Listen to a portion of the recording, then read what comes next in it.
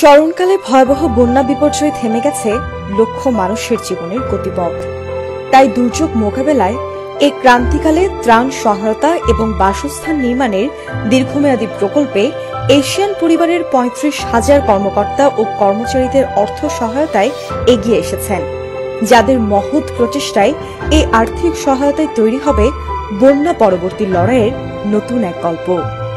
সম্মিলিত প্রচেষ্টায় দুর্যোগ মোকাবেলায় গড়ে উঠুক নতুন বাংলাদেশের শুরু। আমাদের এই ক্ষুদ্র ক্ষুদ্র সহযোগিতা একটা বড় অ্যামাউন্ট তৈরি হবে, যে অ্যামাউন্টটা দিয়ে এই বন্যা দুর্গত মানুষের পাশে আমরা দাঁড়াতে পারবো। 10 লক্ষাধিক মানুষ পানিবন্দী অবস্থায় আছে, যারা অত্যন্ত কষ্ট করছে রাত দিন। আজকে আমাদের এই সূক্ষ্ম পরিসরে মহড়া এশিয়া থেকে আপনারা যে কন্ট্রিবিউশনটা করেছেন, এই কন্ট্রিবিউশন সেই দুর্গত মানুষদের জন্য অনেক অনেক উপকারে আসবে বলে মনে করি। কয়েকদিন যাবৎ মোবাইল এবং টেলিভিশনে দেখতেছি যে মানুষ অনেক কষ্ট করতেছে বন্যায়। এসব দেখে আমাদের অনেক ইচ্ছে জাগে, আমরা তাদেরকে সাহায্য করি, তাদের পাশে দাঁড়াই।